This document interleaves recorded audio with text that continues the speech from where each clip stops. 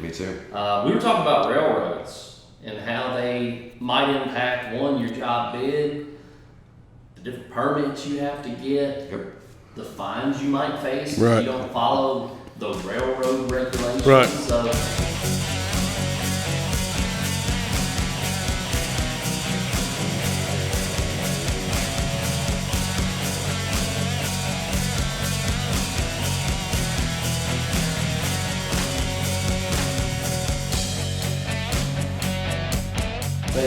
Hello guys, Chris Work here with ProfitDig with my partners Jeff, and Jerry. A lot of J's. Yeah. It's never really occurred to me until now. A lot of J's. Yeah. Hey, that's fine though. Glad to have you join us this evening. We're in the new video room at ProfitDig headquarters.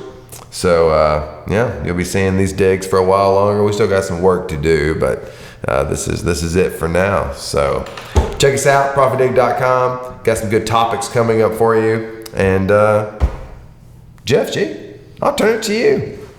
Yeah, we had an interesting discussion maybe 10 or 15 minutes ago, Chris. That's pretty cool, I know. I actually took notes on it. I took some notes too. I'm always learning something from Jeff Spencer. So exactly. It's always a learning session for me. Me too. We were talking about railroads and how they might impact, one, your job bid, the different permits you have to get, the fines you might face if you don't follow the railroad regulations. Right. So I guess Jeff Spencer, tell us about when you're bidding on a project that has a railroad beside it. What things are you considering? Well, one thing you got to figure out, is like the railroad itself, where their right of way is. Like this right here, we got a set of drawings out here. I know everybody can't see it, but there's a certain railroad company here, and they've got 100 feet of right of way. So from the center of their right of way, they got 50 foot, or center of their tracks, they got 50 foot each side of their tracks. So I can work up next to that right of way, but if I get inside that right of way, then I have to get permits from said railroad company. So how does one go about getting those permits? Like, if you told me, hey Jeff, call the railroad company and get a permit, I'm going to say, well, who the hell do I call? And you can do that. You can chase that rabbit. You can call, because the name of the railroad will be on the drawings. You can call them up. You can look them up on the internet and find their numbers and contacts, and call them. But it may be 4 or 5 different people you got to talk to get to the right one. Mm-hmm. But a lot of times, the engineer of record that designed this project has done his homework. Not every time, but a lot of times. He's already contacted them, found out what right of way they had here, to find out, if I have to inquire permits, who do I contact. So a lot of times your best bet is to talk to your engineer first. If you're a subcontractor, you got to go through chain of command. So you got to reach out to your GC or the owner you're working for and let them contact the railroad. Yeah. And at that point, you got the ball rolling. You know who you got to talk to. You can find out, what kind it's going to cost you. And this is all stuff you need to do prior to your bid process, because you need to add that cost into your bid, because you don't want to come out of your pocket. No, absolutely not. And depending on how much work you got, maybe you got a water line or sewer line going underneath that railroad, and you got a bore. And when you say bore, I mean the hair stands up on the back of most railroad companies, and it's like we don't want to hear that. It's not going to happen. And then at that point, they make you, just because they got 100 foot right of way, a lot of times they're going to make you back up 50 to 100 feet on each side. So what you would normally think would be 100 feet of bore, 120 feet of bore, may turn into be 200 to 300 feet of bore. Wow. So you need to do your homework and find out what the requirements are, how close you can work. If it is a bore situation, how far are they going to make me stay back from their right of way to start my bore? And just to define bore, what are you talking about specifically? Well, just like to carry a utility, like you got to get utility from this side of the tracks to that side of the tracks. So maybe water, maybe sewer, maybe gas, could be fiber, depending on what it is. And then, just like sanitary sewer or water, I don't know if it's the same scenario in gas and stuff or not, because I don't do that much work with gas. But just like you got a 10-inch water line goes across there, or 10-inch sewer line. Well, 10-inch water, they're going to want you to be twice the size of the diameter of your pipe. So you're going to look at 20-inch, possibly even 24-inch casing pipe. So you're going to go in there and you're going to bore underground and you're gonna slide this pipe in, or if you do directional, you may end up, drilling a hole through there and then pulling your casing pipe back. But if you do a jacking bore, you're gonna be pushing your pipe along as you go. So when you do that, all your spoils and stuff come out in your pit, and you gotta be able to get your spoils out, get them out of the way. You're dropping casing pipe down, you're welding it up. Each time you gotta add a joint. A lot of times on sanitary, depending on the flow, it's really hard and expensive, to do a sewer bore because it's a grade bore. Because the old saying, shit don't run uphill. So you got to maintain that grade. When you're drilling a rock, it's really hard to control that head when you're drilling to keep it on line. So you want, a 1.5% or more fall is what we like to see. But a lot of times you get them, it's a 0.40% of fall. Those are crucial.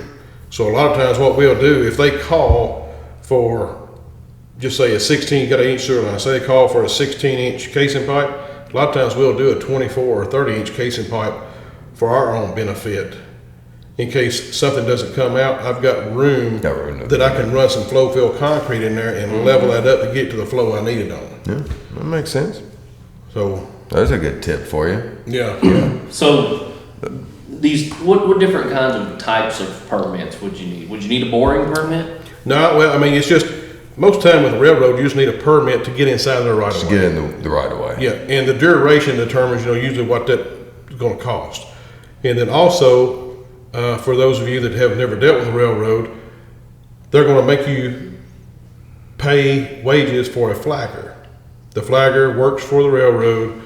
They send him out, and I want you all to listen to me if you've never dealt with the railroad, because what this means is if there's one train a day, 2 or 3 trains a day that travel these tracks during work hours, you've got a flagger out there. He's going to stop that train, but not the train, he's going to stop you from working when that train is probably 2-3 miles away. Your guys have got to get back so many feet, and you just got to stand there and wait. Any equipment? Well, most time they let your equipment stay, but they don't they want everything shut down, want your equipment shut down, and they want you so many feet away from the right of way.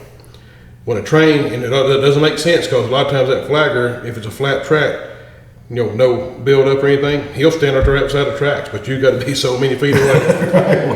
And then after the train goes by, lose one flagger versus a whole construction. Right.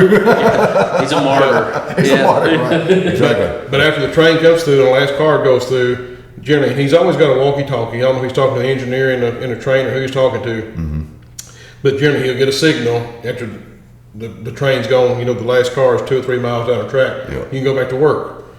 Well, it may be 2 hours, here comes another train. Do it all again. All over again. That really cut into your profit margin there. Well, you're losing, accounted for that. You're losing an easy 30 to 45 minutes, maybe even an hour per train. Yeah. And, sometimes I've been in situations hanging out for 30 minutes while this train's going through. Oh, yeah. But I've been in situations before where we were working actually over in Brentwood. And we were born under a railroad track. Train comes through, first train that we've seen since we've started the job, probably running 40 mile an hour.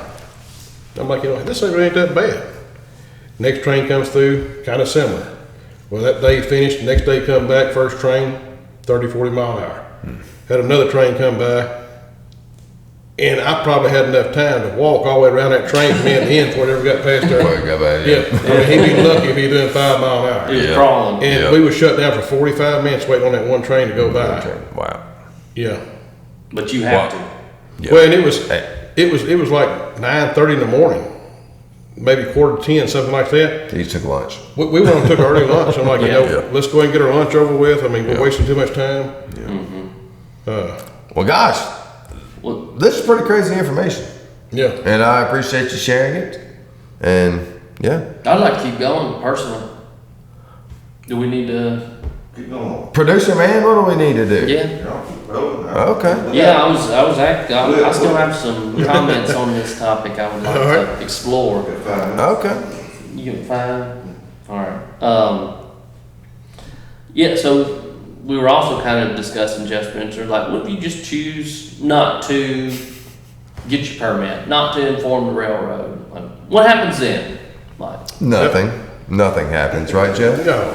Not until the railroad shows up, and they come out and ask you what you're doing. Then they say, well, you have encroached our right of way, and by doing so, we're going to write you a fine.